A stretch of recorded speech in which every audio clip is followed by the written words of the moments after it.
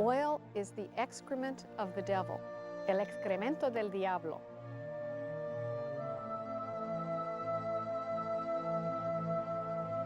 Oil is black blood.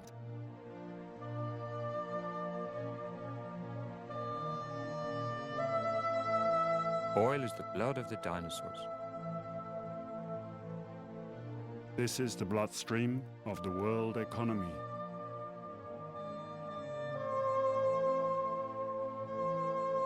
Oil is the blood of the earth.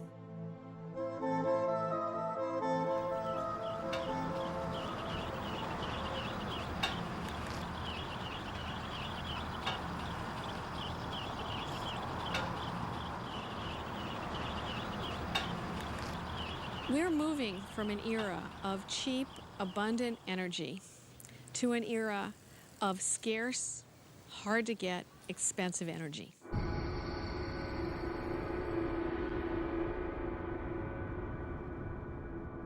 At the same time, we are making ourselves dependent on some extremely unstable regimes in some very nasty parts of the world.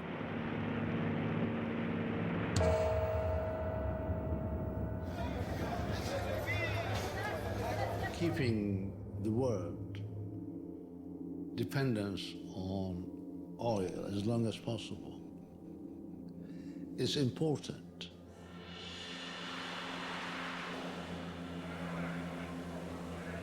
Not 1 in 50, not 1 in 100 of the people in our country have any inkling of the potential problem that we're facing.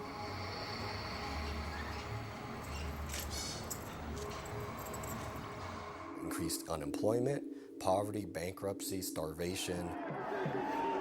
They're all kind of the things that happen when a society collapses.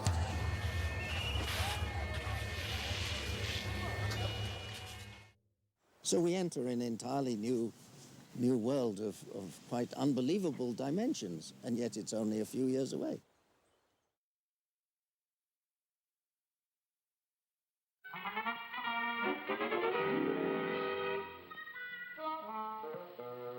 Hello, folks. I'm a carbon atom, and since I'm an essential part of each of the hydrocarbons in crude oil, I'm here to give you the inside dope on gasoline.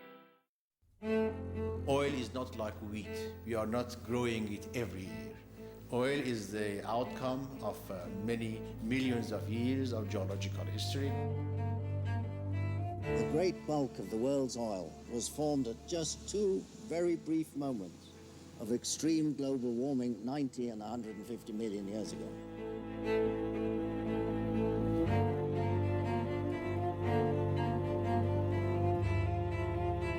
Animals and plants that died in the ocean were compressed by more deposits of sand. And over the years, these deposits squished and compacted more and more. And then over time, they were cooked, which was what we call the kitchen. And when the organic material was buried to a depth of about 2,000 meters, chemical reactions converted it into oil.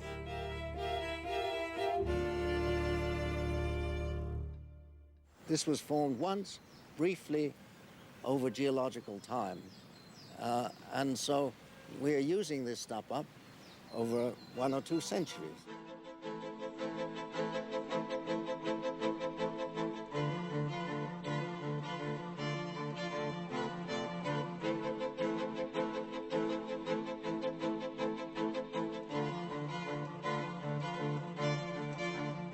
One barrel of oil, the refined product of which 42 gallons of gasoline you can buy for a little over $100, will produce as much energy, as much work as you will get from 12 people working all year for you.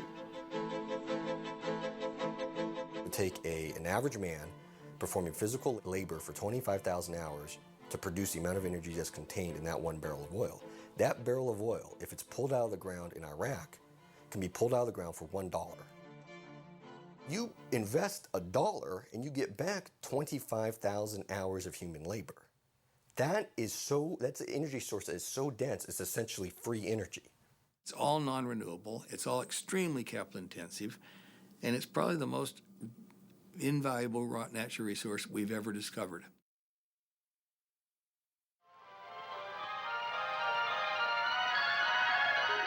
You are about to know the thrill of seeing that which has never been seen before. You're about to enter a beautiful, exciting, wonderful new world, the world of 1960. For the first time in history, you'll see a wonderful new world of Fords. Fine cars, the last word in wish it were mine. Cars, the dream car of the wonderful new world of Fords. The 1960 Thunderbird. Oil is our God. I don't care if somebody says they worship Jesus, Buddha, Allah, whoever. They actually worship petroleum.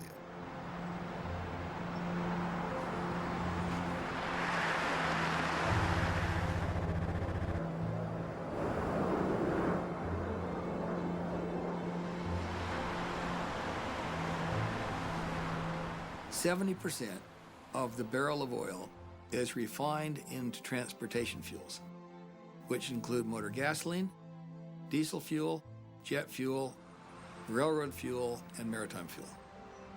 98% of all transportation energy comes from oil.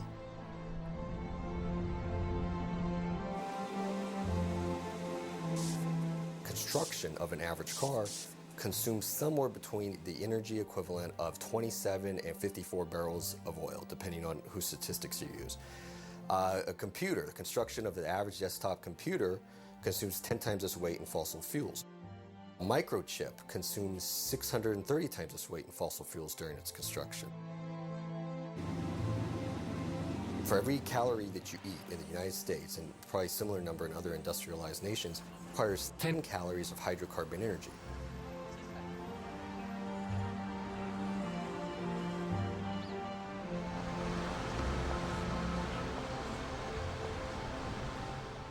There are 6.4 billion people, I think, living on the planet now. Most of them are reasonably well fed, and that's a consequence of what was called the Green Revolution in the second half of the 20th century. The Green Revolution consists in very large measure of fertilizing land with petrochemicals, fertilizers that are derived from petroleum. Farming has changed more in the last 50 years than it did in the previous 1,000. A farmer today can work 5 times the land his father worked and still have time for leisure that his father never knew.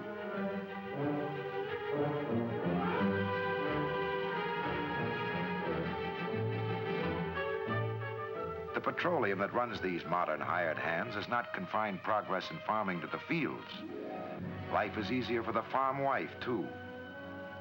What it comes down to is that the oil industry has to please Mrs. Martin and millions just like her.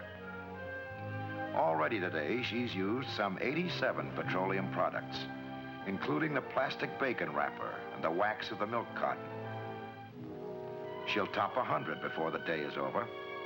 The liquids that come out of oil as it's processed and refined create the building block for all of our petrochemical, chemical, plastics, pharmaceutical, these, zillions of things. Fires, insecticides, cosmetics, weed killers, a whole galaxy of things to make a better life on Earth. And it isn't just oil companies that try to outdo each other, competing for the customer's dollar. The same story is true of almost every successful business enterprise on the whole planet. Well, whether you know it or not, every single preparation on this beautiful lady's dressing table, every single thing she is wearing is influenced by oil. Just for fun, let's take away all these articles dependent upon petroleum. Her hand mirror, cosmetics, perfume, and manicure set made of plastics. Her synthetic silk negligee, her silk under... Oh, science can go no further.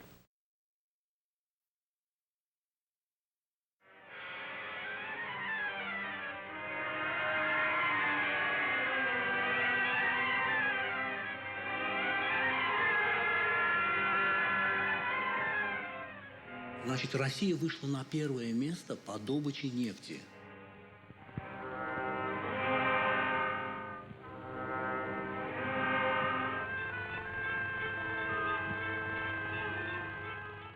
Например, если во всем мире в 1901 году, как раз в этот период, значит, Россия вышла на первое место по добыче нефти. И 95% российской нефти давал Баку.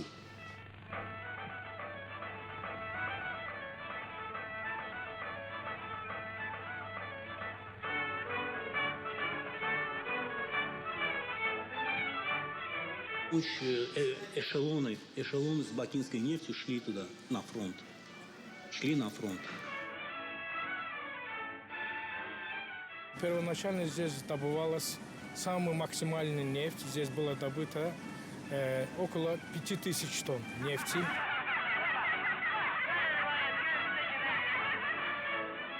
В 2020 году к этому времени Баку был одним из крупных промышленных нефтяных центров.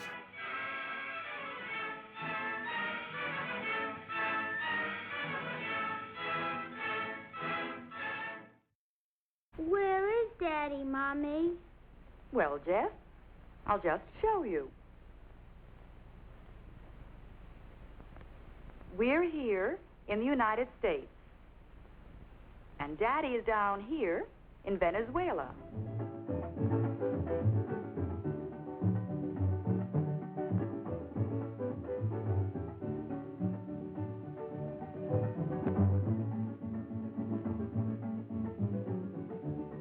Here where the Lake Maracaibo oil fields are.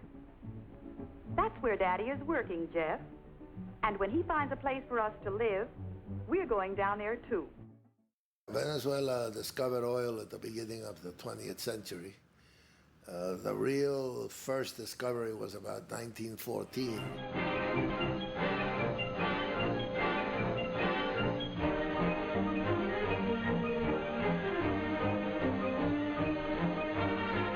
The real turning point was on the 16th of December 1922 when there was a blowout in a well that was being drilled at Cabimas. It became known as the Day of the Black Rain. 150,000 barrels in the air for 2 or 3 days running. And that put Venezuela on the world oil map once and for all. And at one time, Venezuela became the largest exporter in the world.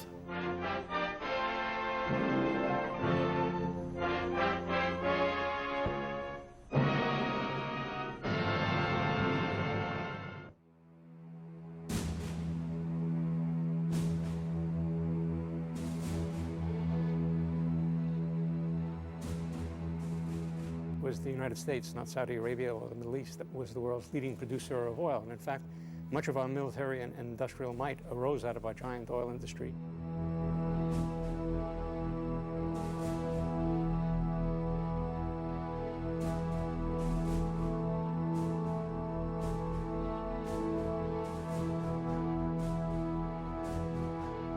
We were essentially the Saudi Arabia of the world up until about the 1950s.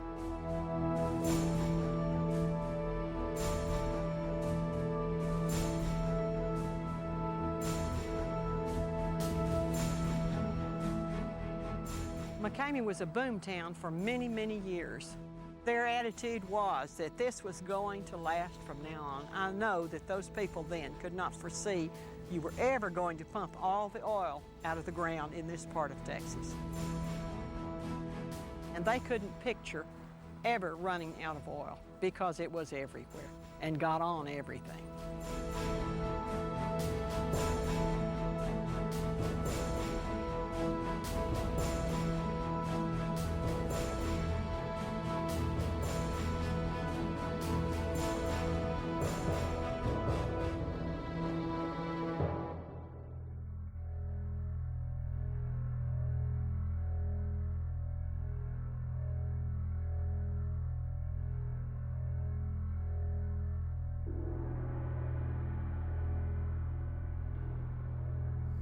Of course, now we realize that you're going to deplete your supply sooner or later.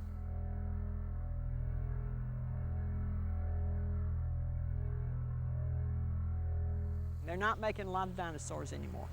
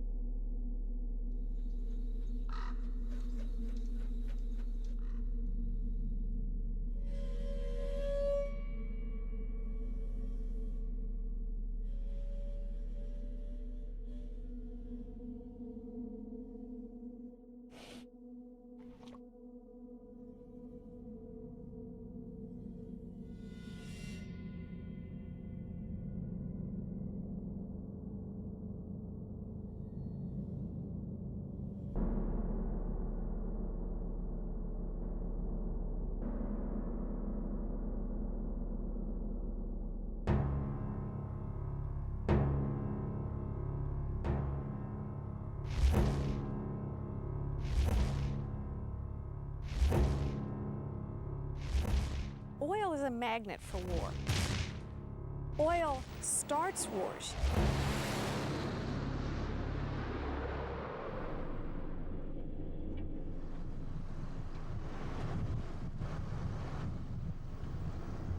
The Sudan, for example, Darfur, what everybody is treating as an ethnic and a religious struggle is in fact in part a struggle about major oil finds located in the south, which means that the government in the north, a different ethnic and religious makeup, is displacing those people and moving them out of the area so that those oil revenues belong to them.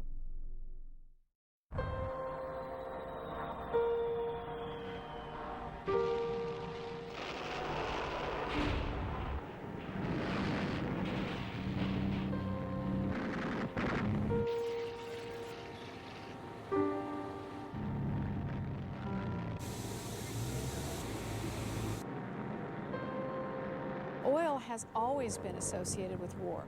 Our very first wars, World War I, World War II, have very important elements of oil in them as a reason for the war, as allowing the war to go on, as a way of securing supply.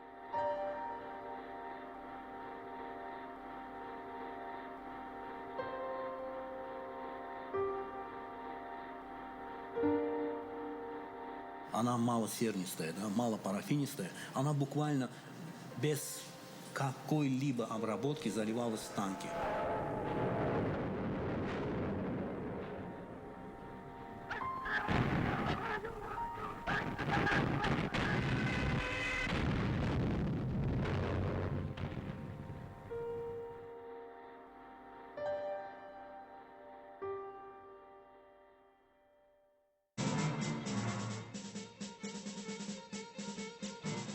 During the 70s, there were the political problems, the war between the Egyptians and the Israelis, in which the oil boycott took place.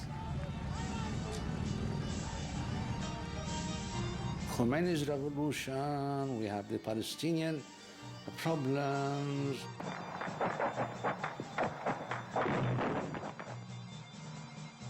Wars between Iraq and Iran.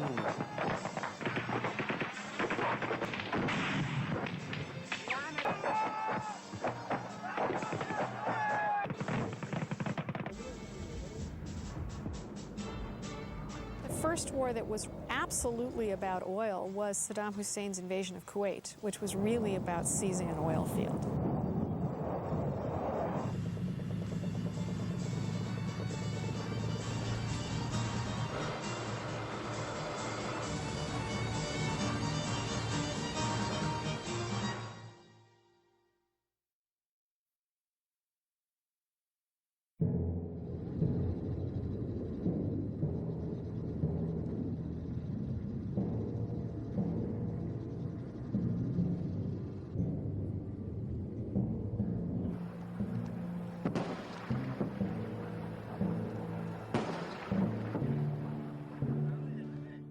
Excellency, ladies and gentlemen, Iraq oil is a giant that has been kept dormant for so many, many years.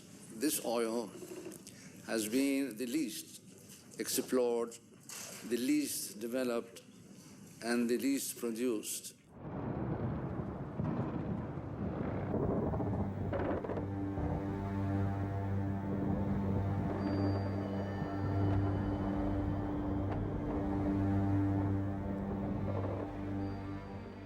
There are lots of people who will tell you that oil had nothing to do with the war if you go to Washington.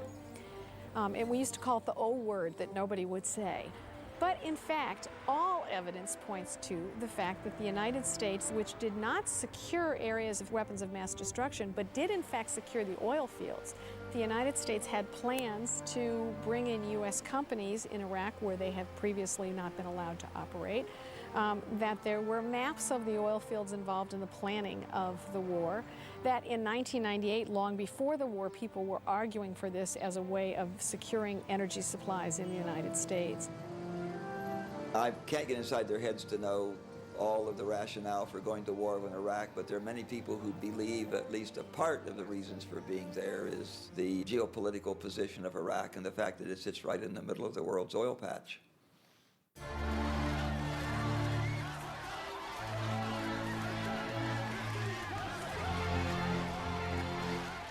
The Iraqis wanted to get rid of Saddam Hussein. And they were happy that the Americans helped, but look at what happened. After Saddam Hussein, there is no institutions, there is no state, there is no army, there is no real police force. People are kidnapped, killed, decapitated, everything. There is no law. They made the country stateless without a state. Instead of creating conditions for peace, they are making conditions for conflict. More and more oil is going to come from less and less stable places, less and less secure places, places that actually challenge the taking of oil in the first place. Oil fuels war, it's a catalyst for war, it's something that prolongs war, it intensifies war. This is not a pretty picture.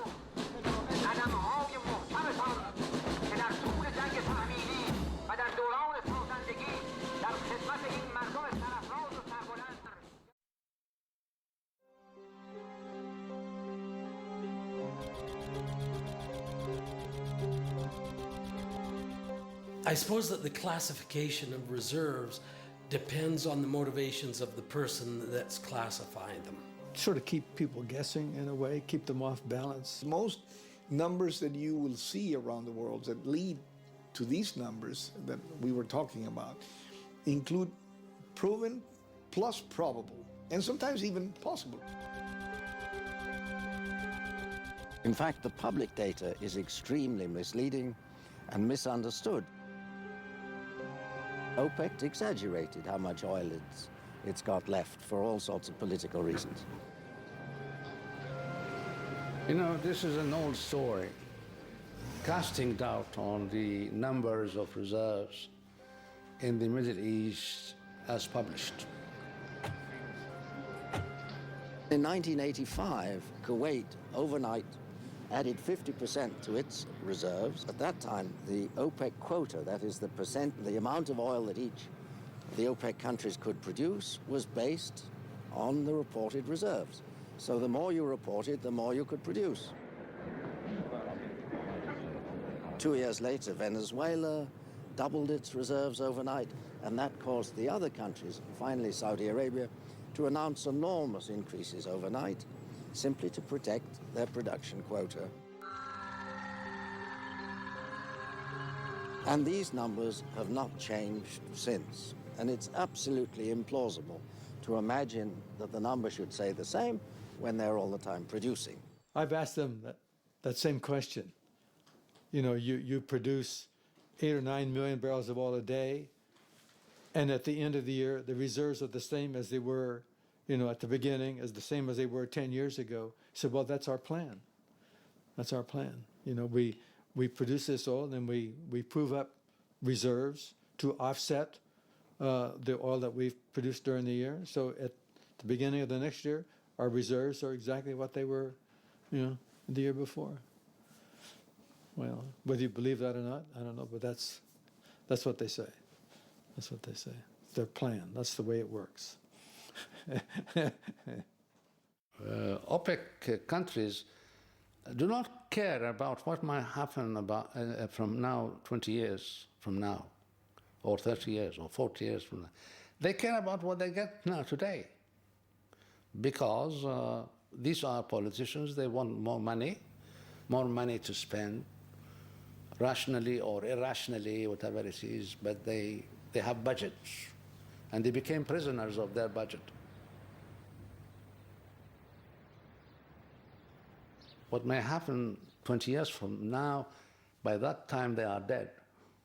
They don't care.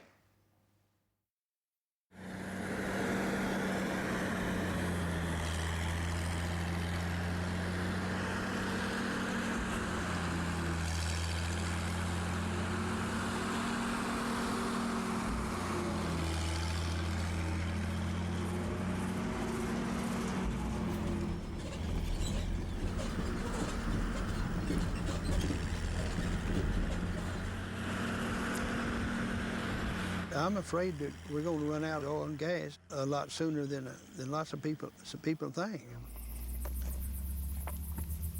Well, it appears to me that when it peaks, they've taken more than half of it out of the ground. Of course, as time goes on, they might find a way to extract more of that oil than they do now.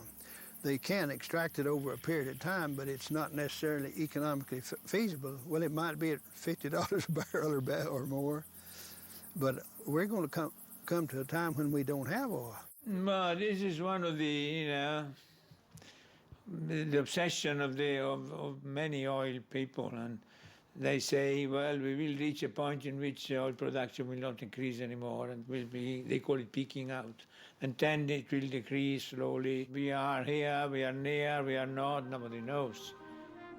They try to take the example of the oil production in the United States. The real saga of petroleum continues at a greater pace than ever. Down in Peru, in California, Texas, Oklahoma, Pennsylvania, millions of workers, engineers, geologists find new reserves, build new rigs, sink new shafts. The United States has been the largest oil producer on Earth for almost 100 years, and nobody thought we'd ever peak. The pump does not know when midnight comes. Days are the same to it. Each day, every day, it brings us another 24 hours of progress. Building our nation, guarding its security, assuring the future of America. And many, if not all, oil geologists thought that would go on forever. Throughout this half-century, Dr. Hubbard has been a continuous student of energy resources and their implications in human affairs. As long as 20 years ago, Dr. Hubbard was pointing out to his colleagues in the petroleum industry that the United States would probably reach its peak of petroleum production within 10 to 15 years. He was virtually laughed out of his profession for making such a ridiculous prediction. The optimists back then were saying, this is crazy. We're finding 6 barrels of oil for every barrel that we consume. We're never going to run out or peak or anything like that. He realized that oil discovery had peaked in the 1930s and was declining. And he could extrapolate that to figure out how much oil there would be altogether. The amount that you discover initially starts out rising very rapidly, but after a while it slows down because there's less of it to discover, and eventually it will turn over and come back down again like that.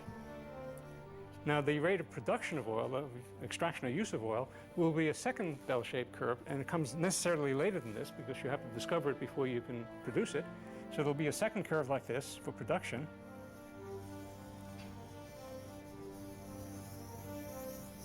And it too will eventually go to zero. And this peak here, the peak in the production curve, is what's referred to as Hubbard's peak. If we've only produced about 50 billion barrels in 100 years, and if we have 100 billion barrels still to go, which is twice that amount, when will there first, how long will it be before there's an oil shortage? The U.S. will hit the peak of oil production in about 10 or 15 years from that date.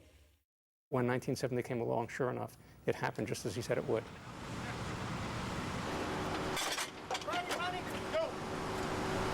It turns out that in December 1970, the U.S. peaked at 10.2 million barrels a day, and then oil prices went through the roof. We went on a drilling boom of epic proportion.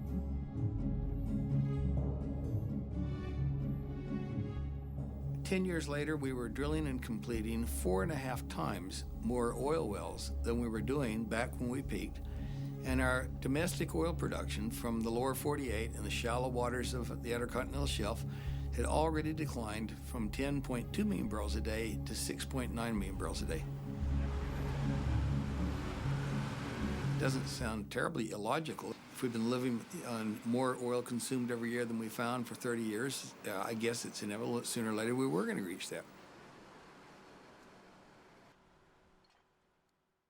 The last great frontiers of new oil discoveries turned out to be Alaskan North Slope oil, Siberian oil, and the North Sea. And those discoveries happened in kind of 1968, 1969, 1967, 68, and 69.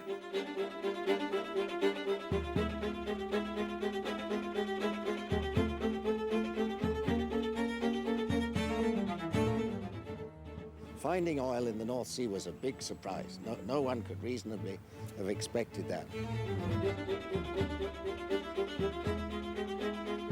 Our famous Lady Thatcher came to power. She said, we want initiative and enterprise and enthusiasm and competition and all these things. And sure enough, everybody went to produce oil as fast as they knew how. But there's a strange irony relating to this subject, that the better you do the job of exploiting oil and gas, the sooner it is gone.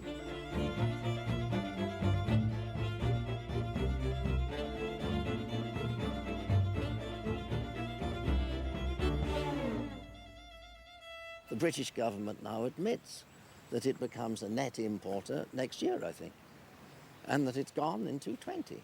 This is a huge change.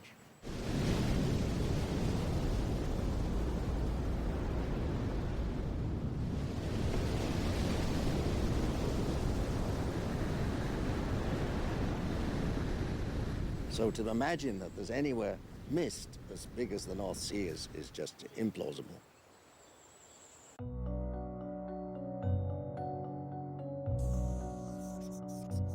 As we look around the world into other countries, we see this same pattern being repeated in one country after another.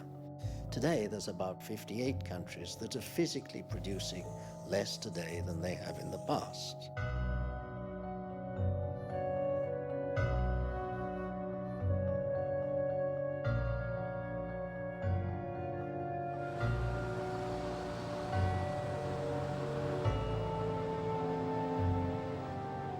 The world has now been sufficiently explored for the oil industry to know now all the promising areas, all the big promising areas have been identified. We're always a drill bit away from some fabulous new territory. That's the great thing about exploration. But realistically, it's been a long, long period of time since we've actually discovered a significant new basin. I am hopeful and optimistic about the way innovation, scientific technology, and oil engineers can continue finding more oil. I love hearing all these economists say, well, technology and ingenuity will bring out all these changes. And I say, give me a break. I do know oilfield technology backwards and forwards, and the blackboard is dry. And it took 30 to 35 years to develop all of these great tools. We already have fantastic technology to find oil. We have seismic surveys which are of unbelievable resolution. You can see the smallest formations in the Earth's crust. We have very advanced engineering to produce oil. And all of these great tools that ended up being great enhanced production techniques were basically super straws, just sucking the last easy oil out of the ground at faster rates, and to no extent significantly increasing the amount of oil that was going to be produced from a significant oil field. That was all myth.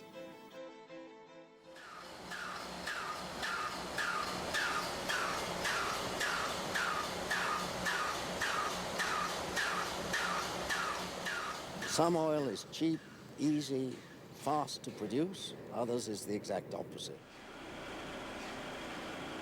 There's a big difference between producing oil from a free-flowing well in the Middle East and it just comes roaring out, and digging up a tar sand in Canada, which is more or less a mining operation.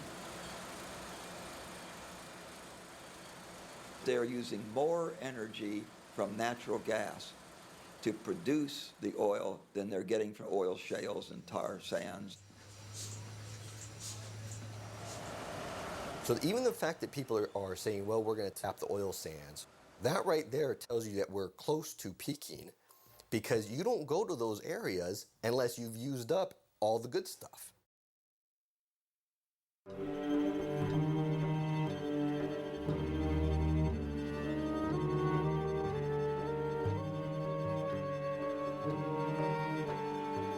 2/3 of the oil reserves are in the Middle East, which means basically the Persian Gulf. And that's 10 times as much as any other source.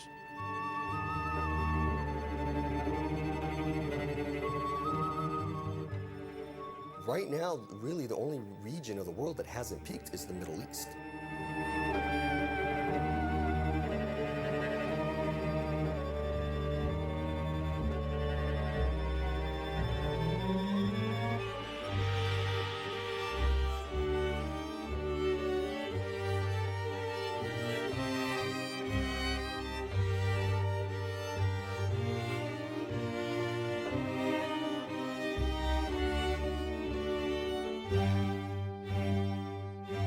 Most of the serious projections for 2030 envision the Middle East producing 51 million barrels a day.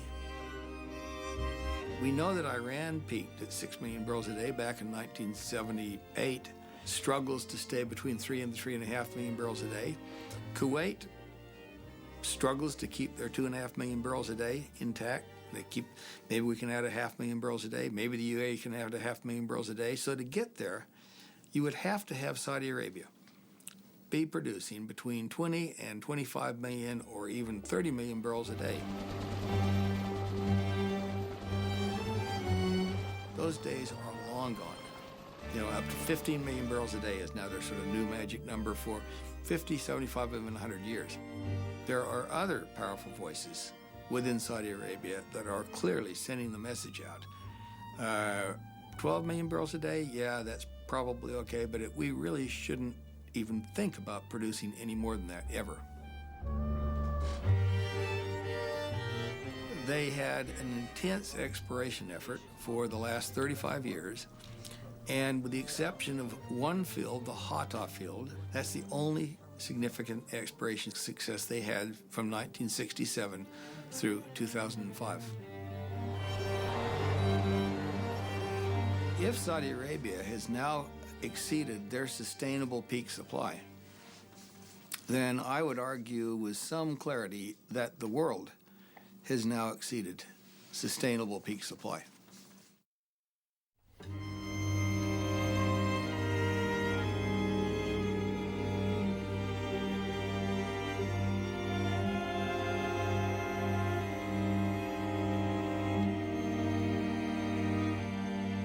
When you reach the peak, you're at the top of the mountain.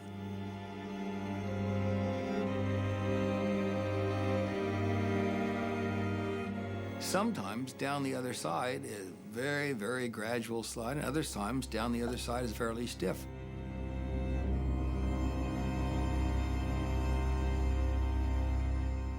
What really matters, and matters enormously, is the view that comes into sight on the other side of this peak when we see this long, relentless, remorseless decline heading off into the valley. The point is that the whole world has got used to this growing side of the mountain range, has to face the opposite side.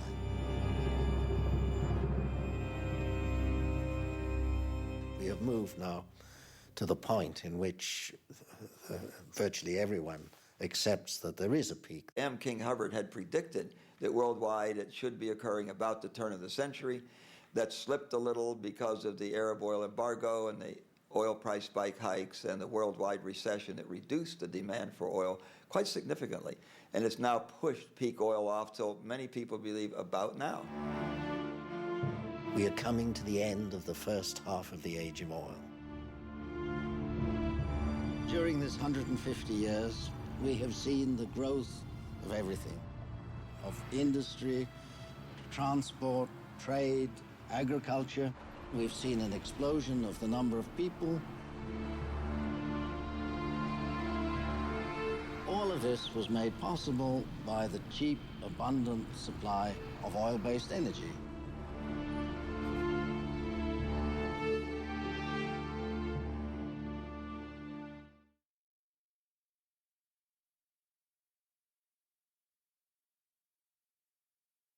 Demand is on the march, and supply is flattening out. You will have to supply, if you want to meet the demand, from the current level of 80 million barrels a day to 120 million barrels a day in year 2030. But in order to meet that profile, you would have to add new oil in the amount of 200 million barrels a day, because a lot of that new oil will have to go to compensate for depletion of existing wells.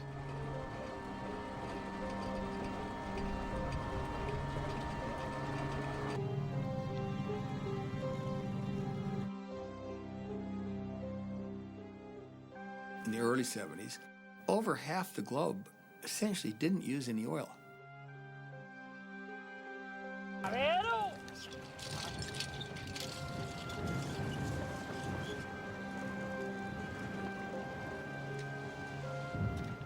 The only serious oil consumers were Europe, not an awful lot in Japan, the United States, Canada, and the former Soviet Union. Africa didn't use any oil of any volume. Middle East didn't use any oil. None of Asia used any oil other than Japan. Today, Papua New Guinea hardly uses any oil. There's probably 2 or 3 islands in the South Pacific that don't use any oil. Everybody else is hooked on trying to create a society that looks like us.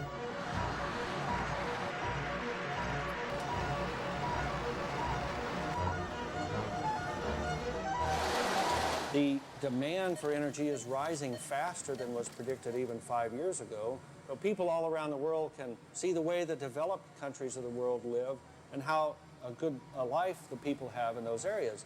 So they want to emulate us. They want to be able to drive cars. They want to live in nice houses. They want to have air conditioning and refrigeration. And why shouldn't they?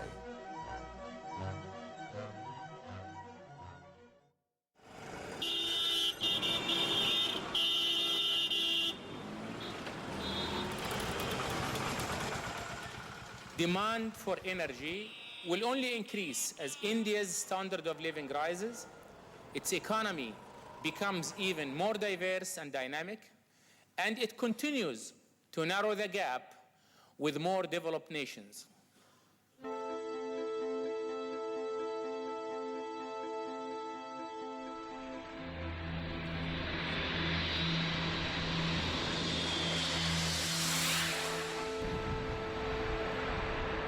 China is not about to have a hard landing. They're exponentially expanding their need for energy.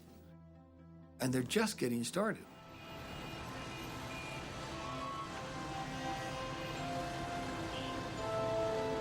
Most urban Chinese believe that they will own a car within 5 years. It's the fastest growing automobile market on earth.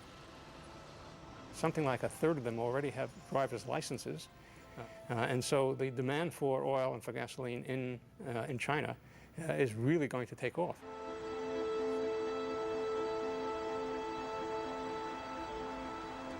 Last year, China increased their importation of oil by 25%. They're now the #2 importer in the world. They increased their use of oil. I read a figure, 14.7%. I don't know how you get that precise.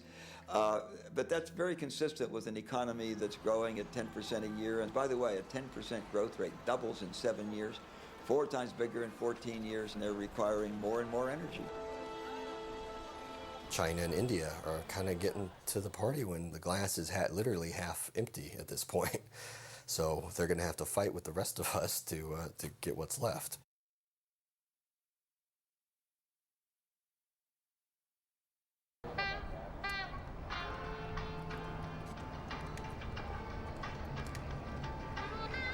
Well, the Hummer, I believe, is more of a status symbol where, you know, look at me, I can afford a Hummer, I'm driving the best. It's going to get somewhere around 10 miles per gallon constant on the road. That's either highway or city driving. 6.0 liter, 325 horsepower with 380 foot-pounds of torque.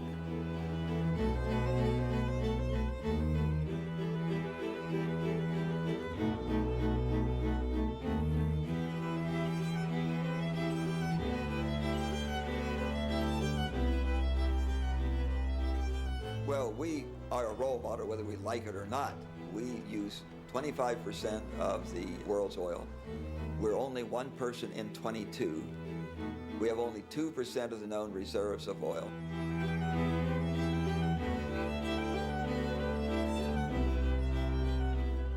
We are profligate users of energy, but we will go on doing that so long as we're rich and the energy is cheap.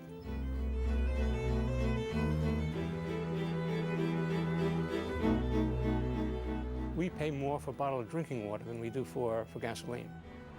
Gasoline is just about the cheapest liquid you can buy in the United States, and as long as that's true, Americans are not going to be concerned. For service that is tops and gas that's extra fine, there's a smile for every mile at the SO sign.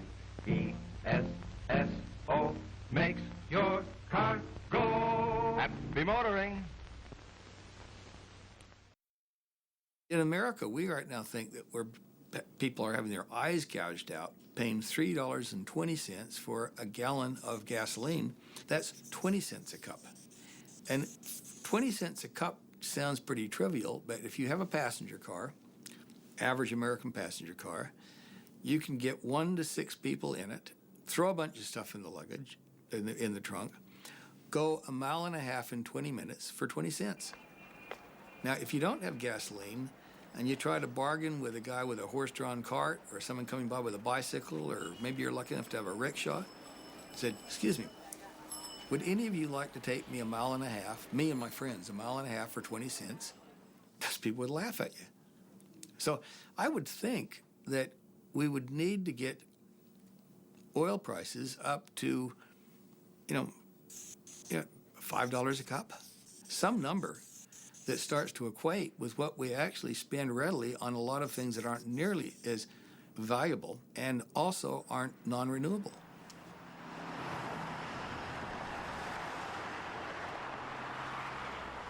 The people in the third world countries cannot understand why, for instance, the Europeans, they tried their best in conservation measures, in taxation measures, and the Americans are not doing it.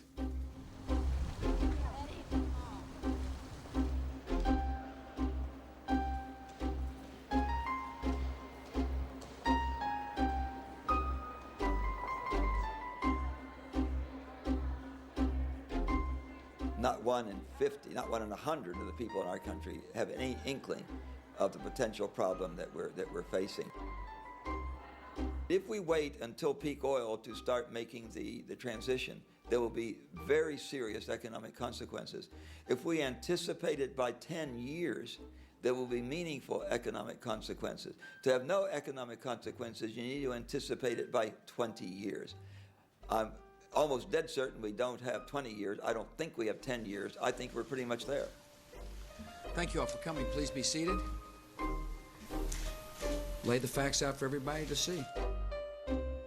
I don't think the people in positions to tell the public about it from an official standpoint have been totally honest with us about the problem. The person who will win an election is somebody who can most persuasively lie to the population, which is tell them what they want to hear, which is that the future is going to be great, just follow me. If our energy resources are properly developed, they can fulfill our energy requirement for centuries to come.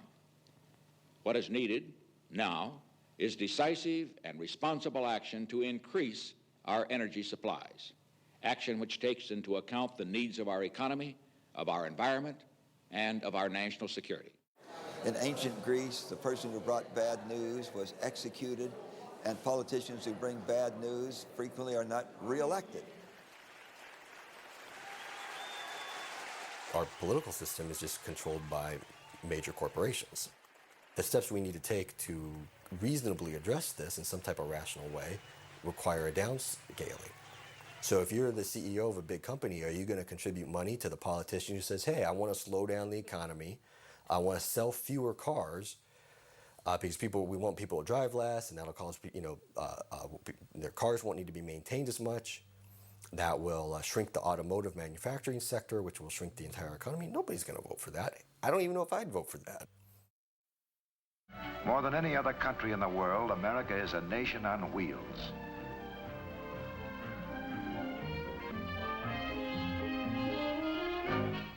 The automobile and the power behind it have been major factors in the growth of our country.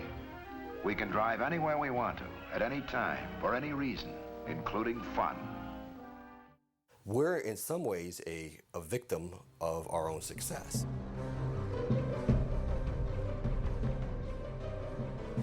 Suburbia is in a lot of trouble because the whole model of suburbia is you commute 30, 40, 50 miles to your job and back. And that's only viable so long as you've got relatively cheap oil and gas.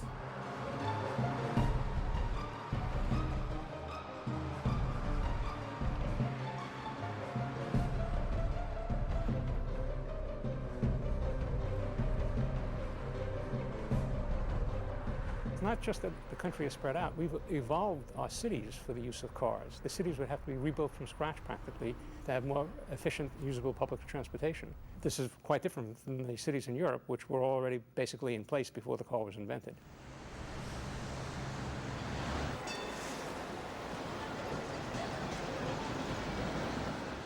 So yes, it's going to be a terrible blow to the United States when we no longer have the oil that we love so much.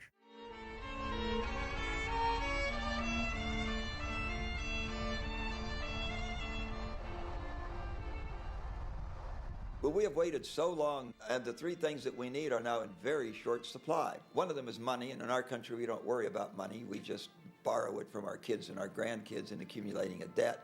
But the other two things we can't borrow from our kids and our grandkids, and that's time and energy.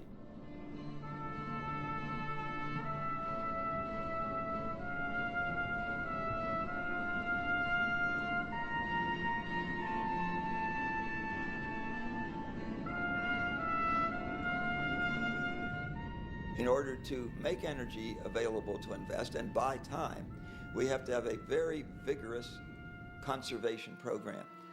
Since the United States uses a fourth of all the world's oil, we clearly need to lead there. I believe that our American people have a great spirit of entrepreneurship and patriotism. If they really knew what the problem was, that they would be very responsive in doing what I think are the necessary things to get ourselves to the other side with as few bumps as possible. If you tell Americans there's a brand new hydrogen-powered car that you can go and buy instead of your car, they'll say, okay, great, I'll go buy it. But if you tell them you're going to have to use a bicycle, that's the type of adaptation that they have to make. People aren't willing to do it.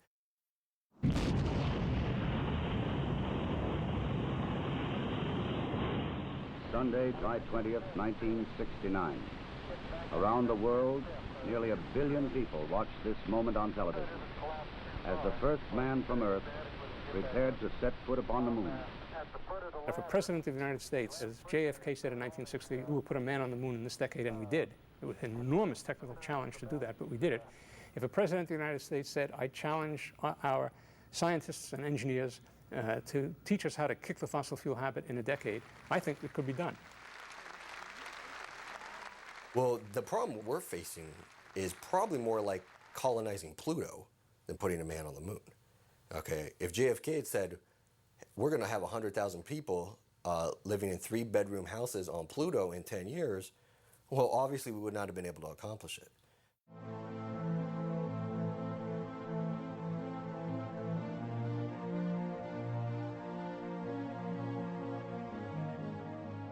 In the last 40 years, the Bush administration is the administration that has the closest connections with oil companies themselves.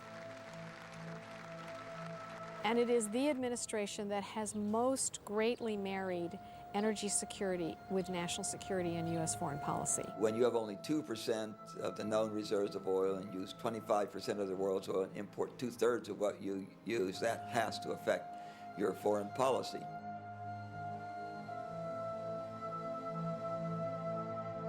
They believe that the way to secure oil supplies that would in fact get the support of the American people and create a more stable world is to democratize the Middle East.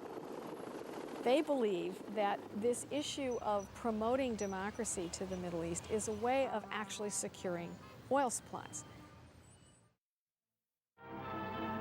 East and West are united in pioneering a new frontier of progress. serving the interest of the Saudi Arabs, serving the interest of the United States, and demonstrating the vitality of the American system of free enterprise. A system which, from this new frontier, is pumping into the trade of the world oil, one of the materials that is making a truly great contribution to our modern civilization.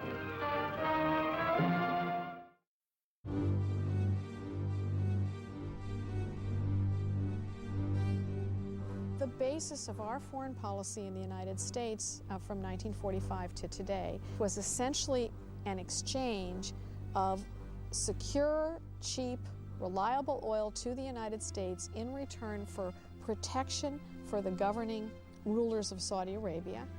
That exchange is in fact threatened.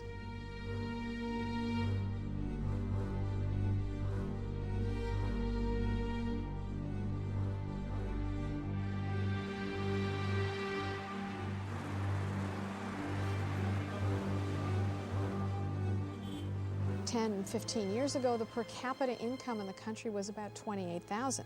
Today it's $6,000. There has been a huge drop in the standard of living of the average Saudi.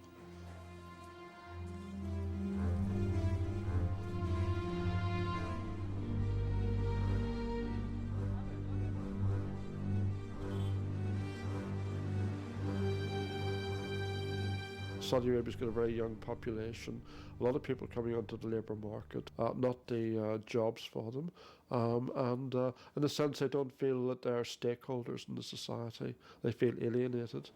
There are lots of tensions between the oligarchy, which rules the country, and the population, which inhabits the country. And many people think within the fundamentalist movement that the regime, the government of Saudi Arabia, is totally corrupt, that it is basically selling the oil to the West, and the West is arming the regime, and the regime uses the guns against its own population.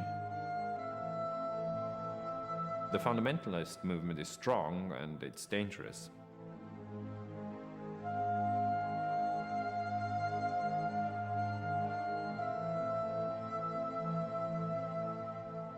No doubt that some of these people who are making problems in Iraq and committing terrorist atrocities are actually Saudis. This is a formula for real conflict. This is a formula for a country that is on the way to some very, very dangerous outcomes. The stability of Saudi Arabia over the long run is in fact questionable.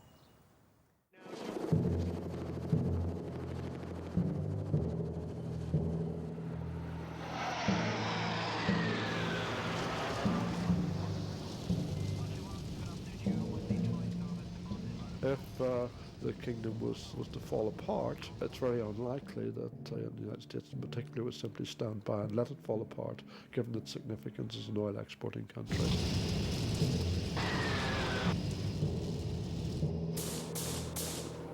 We would see certainly U.S. intervention, despite all the lessons and the problems that have been associated with Iraq. One thing that many people, me included, fear is that when this happens, we will simply go and take by force of arms the oil that we need. And that will make us into a very different country and the world into a very different world. We're looking at essentially a generation-long, multi-generational resource wars. Ultimately, there really are only two options. One is to militarize the taking of oil, which means to get your population to understand that if they want to continue to drive SUVs and have the cars and consume energy in the way they are, that they will be in war after war. The other position is to begin to prepare for what we all see coming, which is an end to the era of cheap oil, and to invest in alternative technologies for energy that are cleaner, safer, and have less detrimental effects on the political and social makeup of oil exporting countries themselves.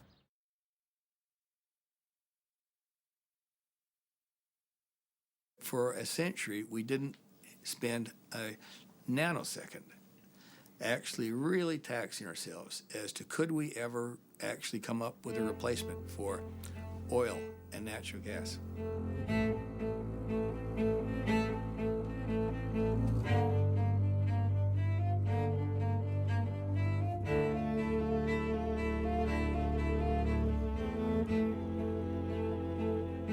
İnanırıq ki, bəşəriyyət insan zəkası o qədər böyükdür ki və tükənməzdir ki, o insan zəkası o qədər inkişaf edəcək ki, o neftin mütləq nəsə bir alternativ bir şey tapılacaq da, ne diyeyim sizə, yanacaq mənbəyi deyimi, ya qida mənbəyi kimi tapılacaq və mən buna arxayınam.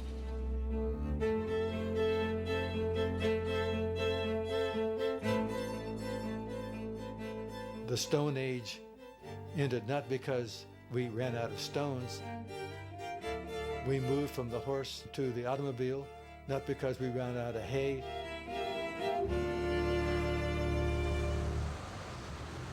I don't dismiss the ingenuity of man. The step that we're embarking on today is the hybrid electric automobile, which has both an internal combustion engine and an electric motor. I drive a Prius car. It gets 45 miles per gallon. If gas were $10 a gallon, I can still fill the tank and go 500 miles on it, and that's not too bad.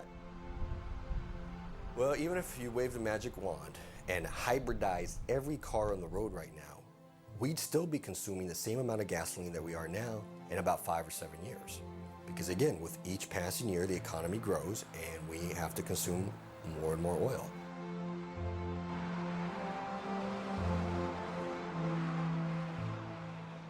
We have very big challenges to face in this century. This is a planet that has 6 billion people on it now, perhaps 9 billion people by the end of the century. The problem is enormous. 14 terawatts of energy we need by 2050. We need a new source of that much energy. That's equivalent to 220 million barrels of oil per day.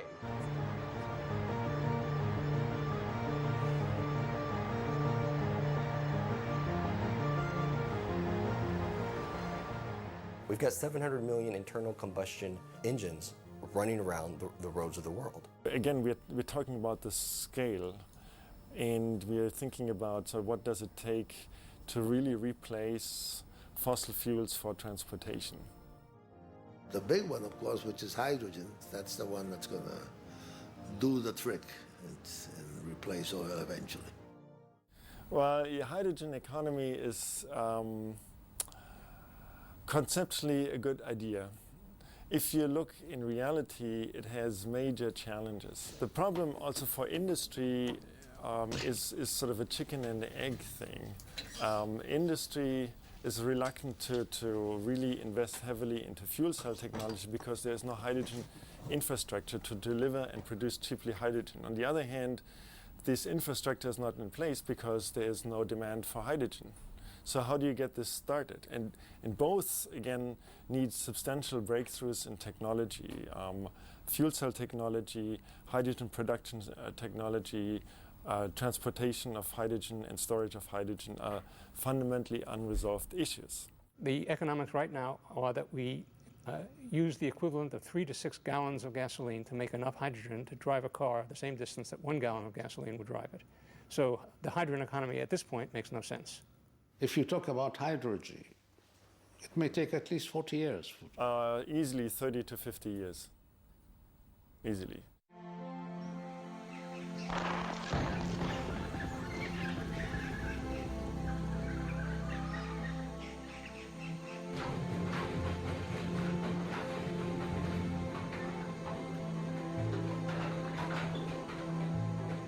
The principal drawback to biomass is that it's generally pretty inefficient.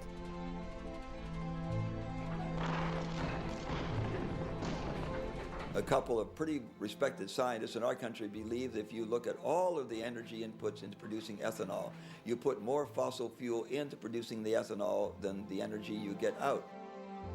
The quantities that could be made available from ethanol and biodiesel are very, very small. and would replace only a small percentage of the fuels that we consume today. Even if you took the biodiesel production, scaled it up to the maximum, and then scaled that up another 10 times, you're still talking about a drop in the bucket compared to what we get from oil.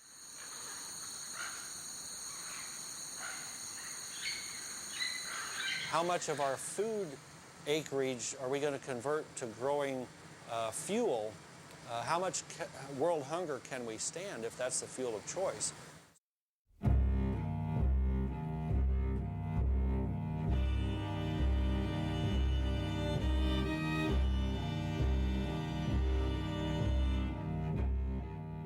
Nuclear energy will be expensive, and the experience that we have gathered over the last 20, 30, 40 years in terms of safe storage of materials, especially in Europe, where there's much more discussion about how to treat the waste and what to do with that.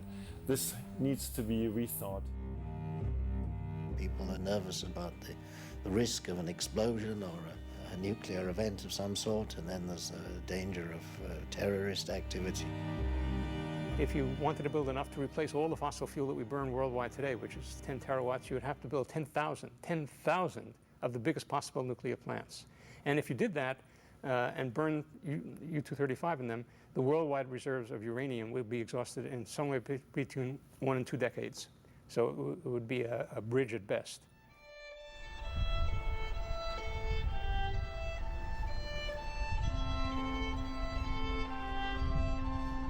Wind energy is becoming more popular and economically viable, but because of its intermittency and low power density, it will never contribute more than a small fraction of our energy supply.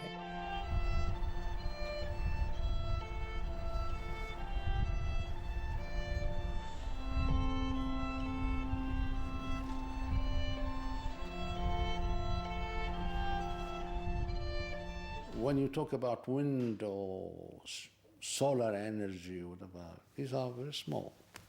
Can we? Oh yeah, I see it starting. Can we turn that on a little bit more? Oh yeah. There it goes. Okay. So here, this is actually an artificial light. In sunshine, this does the same thing. And so this little machine is converting light directly into electric power. It'll convert 10 or 12% of sunlight directly into electric power.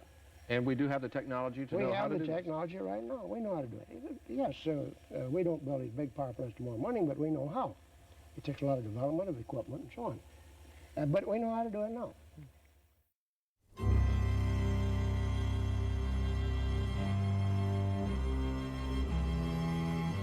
Total amount of sunlight that falls on the planet is 20,000 times the amount of fossil fuel power we're using now. So we are awash in sunlight. There's plenty of energy from sunlight. We just haven't begun to learn how to use it properly. The real barrier to implementing solar electricity now is its cost.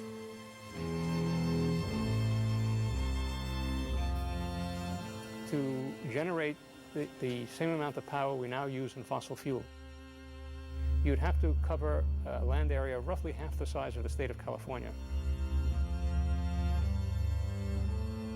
All of the solar cells made in the world up to now probably would only cover about 10 square kilometers. It's a tiny fraction of it, so not impossible, not unthinkable, but really a huge technological challenge.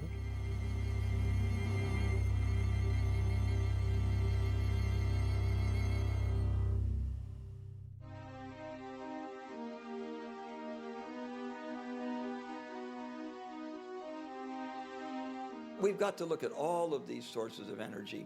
And if you add them all together, you must be very optimistic about each of these sources to believe that we can produce anything like the quantity and quality of energy that we're getting from fossil fuels. Worldwide demand now is somewhere between 25 and 30 billion barrels a year, and it's increasing at an alarming rate. And that's really where the problem is. The demand is so huge, there is nothing that we can imagine to replace oil in those quantities.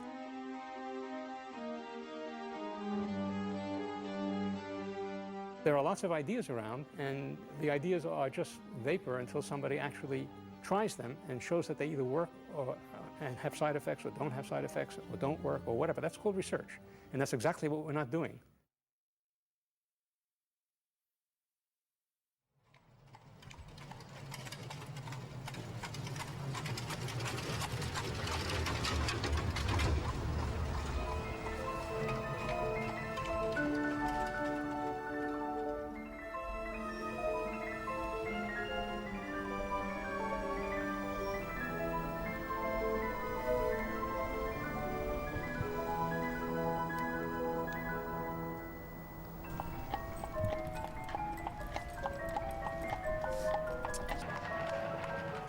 You can't undo where you are. So evolution is always forwards. We're never going backwards. So we will never be back to the farm, and because the evolution just went in a different way. So we basically just have to adapt to the new conditions.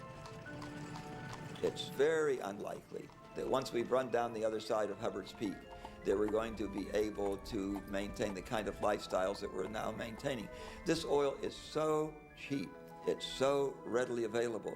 There was just such an enormous temptation to exploit this and to set up a quality of lifestyle that it will be impossible to maintain. There's something about a horse that has an appeal that the automobile doesn't. I mean, the horse is a living thing, and it's oftentimes between an owner and a horse, a certain amount of affection develops.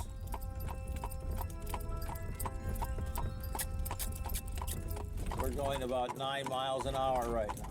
Come on.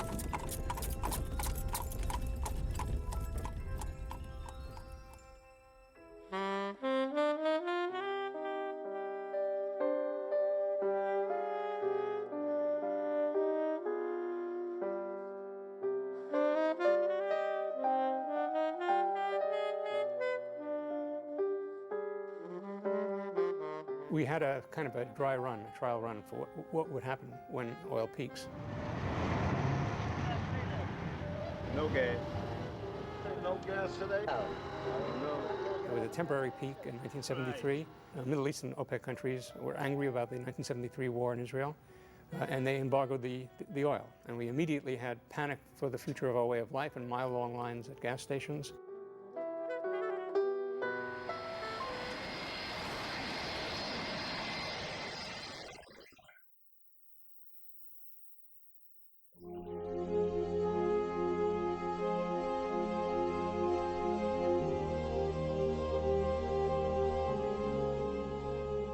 In the future, things like driving cars and air travel, period, will be not something that the average person can afford, but something that's only available to the super, super elite, the 1/10 of 1%.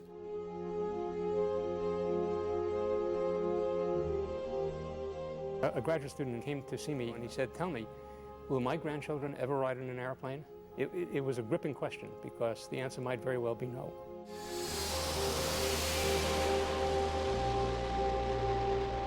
I would say air travel will substantially stop.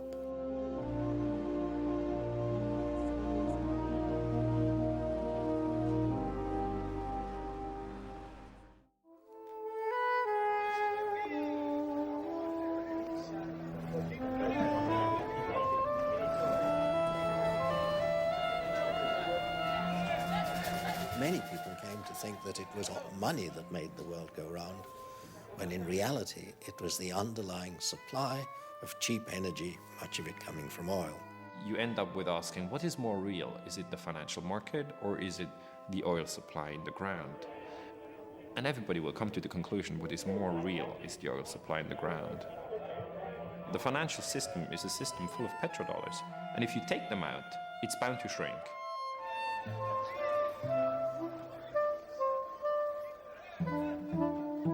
There isn't a company quoted on the stock exchange that doesn't tacitly assume a business-as-usual supply of cheap oil.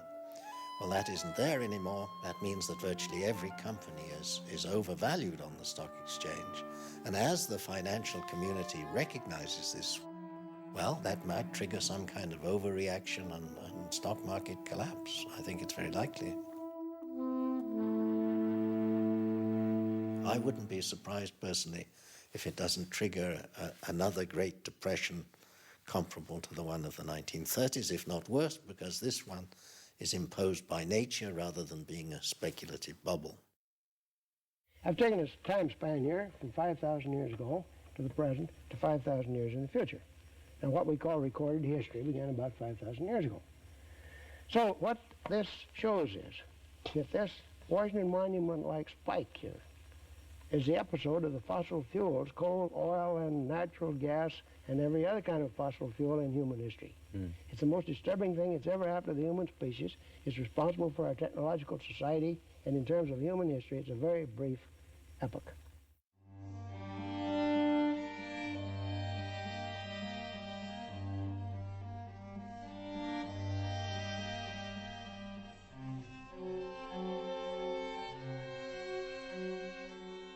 At the time of Christ, there were about 300 million people on the planet, which had somehow about doubled by the end of the 18th century when coal came on.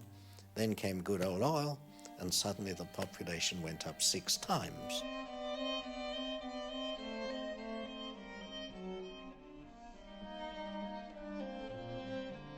I don't think that we could sustain the present population of the globe, much less what it will be in 20 or 30 years, without the use of petrochemicals. Does it mean we've got to go back to a population not much different from what it was before oil?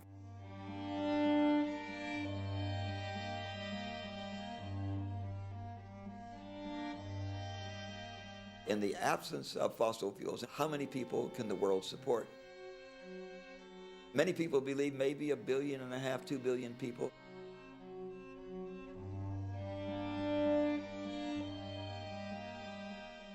You don't often hope you're wrong. I really hope I'm wrong. Everybody I know who's concerned about peak oil hopes they're wrong. I don't think I'm wrong. I don't think they're wrong.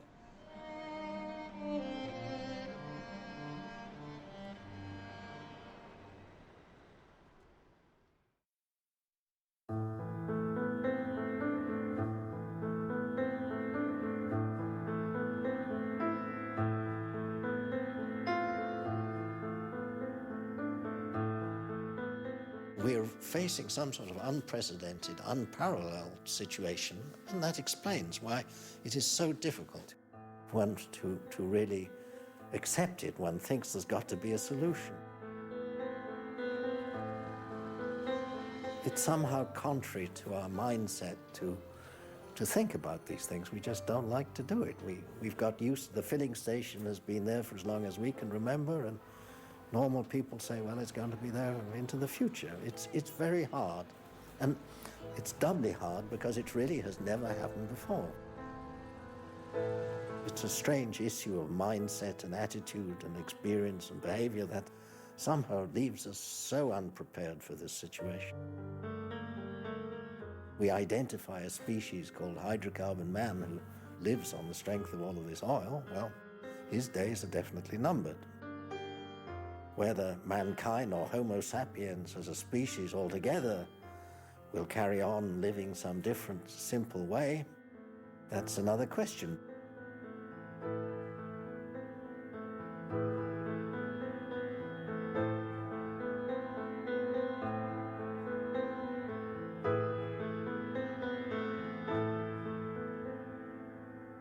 Right now, we don't have the kind of political leadership. I don't mean only we in the United States. I mean the whole world doesn't have the kind of political leadership that would make us aware of this problem and do something about it.